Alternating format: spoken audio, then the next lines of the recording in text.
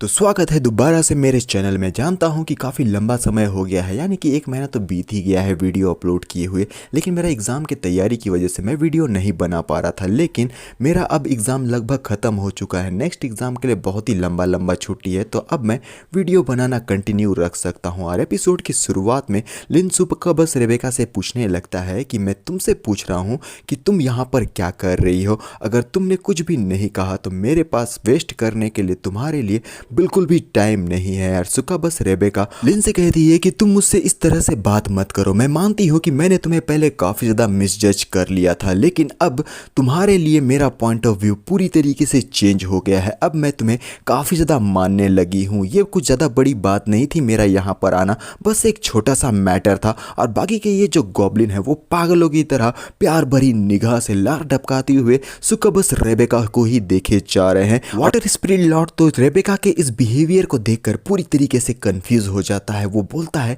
क्या ये सचमुच में लेडी रेबिका ही है? और यति कहता है कि यहाँ का सिचुएशन मुझे थोड़ा सा अजीबोगरीब सा लग रहा है। आखिर क्यों लेडी रेबिका इस गॉब्लिन को इतना ज्यादा अटेंशन दे रही है? लिन कहता है कि अगर ये सचमुच में छोटा सा मैटर है तो अपने इस मैटर को जल्दी से खत्म करके यहाँ पर से चले जाओ। और पीछे से वाटर स्पिरिट लॉर्ड चिल्लाकर कहता है कि लेडी रेबिका ये हम सबको जान से मार देना चाहता है यार। ग्रेट टॉम के रूल्स के अकॉर्डिंग आपको इसका यहाँ पर ही खात्मा कर देना चाहिए। रेबेका पीछे की तरफ में मुड़ते हुए वाटर स्पिरिट लॉर्ड को देखती है और गुस्से भरी निगाह से देखते हुए कहती है कि आखिर तुम दोनों लिन टियान के सामने में अभी तक अपने घुटनों पर क्यों नहीं आए हो? रेबेका अपने हाथों को आगे कर देती है, जिस वजह से इन दोनों यानी कि यति और वाटर स्पिरिट के ऊपर में एक बहुत ही भारी भरकम प्रेशर आता है। दोनों ही अपने घुटने पर आ जाते हैं, जमीन के धूल चाटने लगते हैं। ये सब कुछ रेबेका ने लिन टियान के सामने इन दोनों को घुटने पर लाने के लिए किया था। और लिन बताने लगता है, इन दोनों में से एक ने मुझसे कहा था कि एक तो मुझे रोस्ट करके खाएगा, और दूसरा जो बंदा है उसने कहा था कि वो मेरे छोटे भाइयों को खा जाएगा। तो अब तुम ही मुझे बताओ कि मुझे इन दोनों के साथ में क्या करना चाहिए था? रेबेका मुस्कुराते हुए कहती है कि ये तो बहुत ही सिंपल सी बात है। वाटर स्पिरिट लॉर्ड को फायर में रोस्ट कर देना चाहिए और यति अपने छोटे भाई के मीट को खा लेगा। प्रॉब्लम तो यहीं पर ही सॉल्व हो जाता है। ये बातें सुनकर यति और वाटर स्पिरिट लॉर्ड के तो हालत ही खराब हो जाते हैं। और लिन अपने मन में कहने लगता है कि ये सुकबस तो सचमुच में मुझसे भी ज्यादा पागल है। मैं तो बस मजाक में ये सारी बातें कह रहा था। इन सारी बातों को सुनते हुए वाटर स्पिरिट लॉर्ड और यति तो पूरी तरीके से पागल हो जाते हैं। चिल्लाते हुए कहने लगते हैं कि लेडी रेबेका हम ऐसा बिल्कुल भी नहीं कर सकते। यति कहता है कि आप हम लोगों के साथ में ऐसा बिल्कुल भी नहीं कर सकती।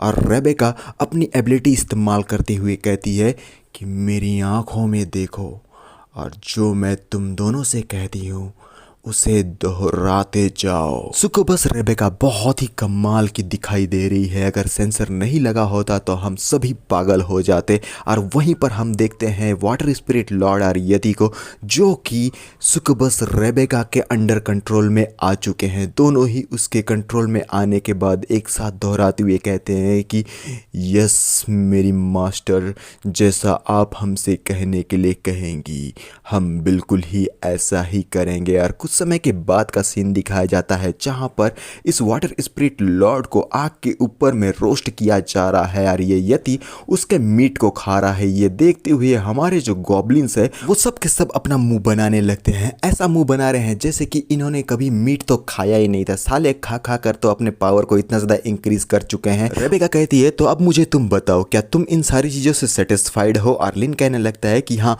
अब ये सब कुछ बहुत हो गया, ये बहुत ही ज्यादा डिस्गस्टिंग है। बाकी सारी चीज़ों को मैं अपने आप से ही हैंडल कर लूंगा। मैं इस बात की गारंटी बिल्कुल भी नहीं देता कि इन दोनों में से कोई भी जिंदा रहेगा या नहीं। सुकबस थोड़ा सा घबराने लगती है, कहती है कि ये लोग काफ़ी लंबे समय से ग्रेट टॉम के साथ में रहे हैं, इनके पास अभी भी बहुत सारा स्ट्रेंथ है। लेकिन लिन गुस्से भरी निगाह से साइड के तरफ में मुड़कर सुकबस रेबेका को देखता है। रेबेका के तो रोंगटे ही खड़े जाते हैं, क्योंकि हमारा लिन का ये लुक बहुत ही ज़्यादा डेविलिश था। वो हमारे लिन को एकटक देखे जा रही है, फिर वो एक गहरी सी सांस लेती हुए कहती है कि ठीक है, इन दोनों को तुम अपने आप से जैसा चाहो वैसा हैंडल कर सकते हो। सीधे शब्दों में कहा जाए तो रेबेका इन दोनों को मरने नहीं दे सकती थी, क्योंकि ये दोनों ग्रेट टॉम के मेंबर्स थे। लेकिन लिन की ये लुक को देखने के बाद वो भी हार मान चुकी है और मुड़ते हुए अपना टेलीपोर्टेशन दोबारा से स्टार्ट करके हमारे लिन से कहने लगती है, वैसे भी लॉर्ड बोन किंग ने तुम्हें एबिलिटी दी हुई है तो अपनी रिस्पॉन्सिबिलिटी को बहुत ही अच्छे तरीके से निभाना। सुकोबस इस जगह पर से टेलीपोर्ट होकर ग्रेट टॉम में वापस एंट्री कर चुकी है यार। लिन अब यहाँ पर वाटर स्पिरिट और यति के जस्ट सामने में खड़ा है।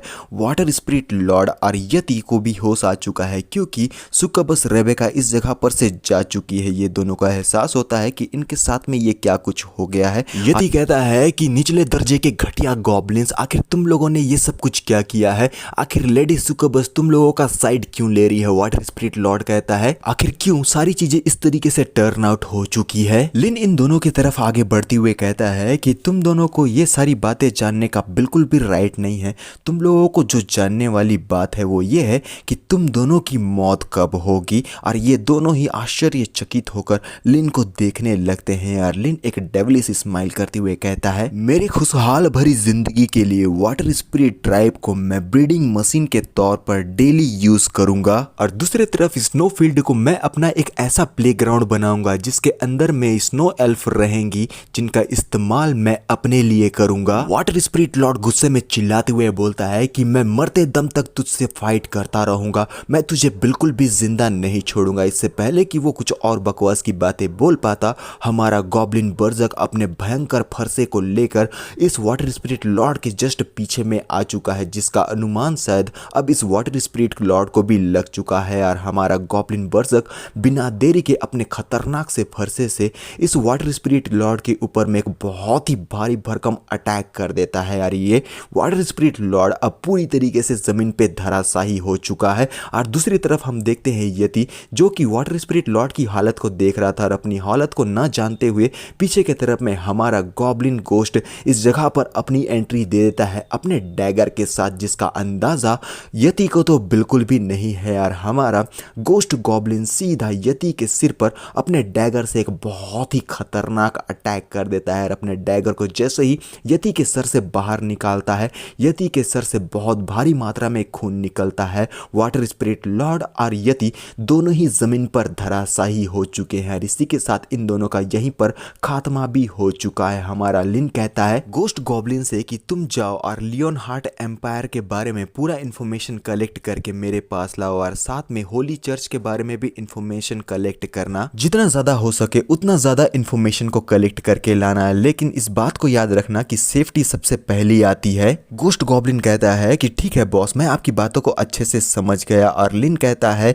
हमारी गॉब्लिन मून से 1000 गॉब्लिन जो मैंने सेलेक्ट किए थे, क्या वो तैयार हो चुके हैं? और गॉब्लिन मून कहती है कि बॉस वो तैयार हैं। उनके पेरेंट्स टॉप टायर पोटेंशियल वाले हैं और उन्होंने अपने पोटेंशियल को फुल्ली डेवलप कर लिया है और सारे के सारे अब बिग स्पीसीज में कन्वर्ट हो चुके हैं। लिन कहता है कि बहुत बढ़िया, उन सबको अब इकट्ठा करो क्योंकि मैं उन लोगों से कुछ बातें करना चाहता हूँ। यहाँ पे वो 1000 गॉब्लिन्स जिनका टॉप टायर पोटेंशियल है वो सारे के सारे प्रेजेंट है। अर्लिन इन सबको देखने लगता है तो ये है एलिट क्लास के गॉब्लिन्स जिन्होंने अब तक अपने लीडर यानी कि लिन को नहीं देखा था। ये पहली बार है कि ये सारे के सारे एक साथ हमारे लिन को देख रहे हैं और हमारा लिन कहता है क्या तुम लोग जानते हैं कि मैं कौन हूँ? और ये सारे लोग पागलों की तरह चिल्लाते हुए कहते हैं कि आप हमारे बॉस है, आप हमारे नेता है जो हमको पैसा देता है, एक पैक शराब हमारा बॉस का माल। ये तो बहुत ही पागलों की तरह हमारे लिन को चेयर करने लगते हैं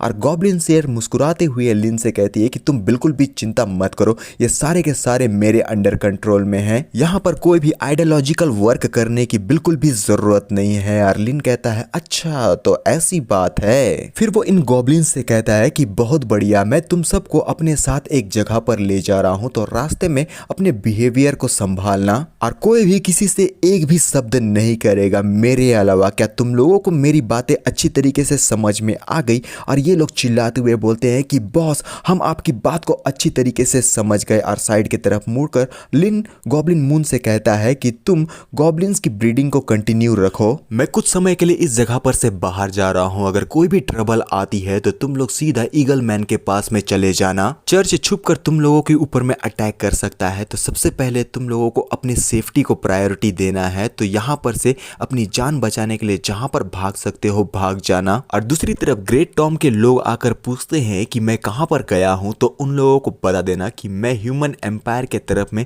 कुछ छानबीन करने के लिए गया हूँ। क्या तुम्हें मेरी बातें समझ में आ रही है? और गॉब्लिन मून कहती है अपने सर को हिलाते हुए कि हाँ, मैं आपकी बातों को अच्छी तरीके से समझ गई। आर्लिन अपने मन में कहता है चर्च और ग्रेट टॉम के अगेंस्ट में जो मैंने अपने ट्रम्प कार्ड को तैयार करने का सोचा था, अब मुझे उसे जल्द से जल्द तैयार करना होगा, क्योंकि वो बैटल जो इस बात को तय करेगा कि गॉब्लिन रेस अपने पैरों को इस कॉन्टिनेंट में जमाए रख सकती है कि नहीं, वो बहुत जल्द होने वाला है। इसकी तैयारी मुझे जल्द से जल्द करनी होगी। और हमारा ये पार्ट इसी के साथ यहीं पर खत्म हो जाता है। नेक्स्ट पार्ट शाम के समय में अपलोड हो जाएगा, यानी कि अभी एक दिन में 2 वीडियो इसका डलेगा। मैं एक साथ में बड़ा वीडियो नहीं बना सकता क्योंकि पढ़ने के लिए मेरे को भी थोड़ा सा टाइम चाहिए। तो अभी के लिए बस इतना ही, मिलते हैं नेक्स्ट पार्ट में, तो बाय बाय।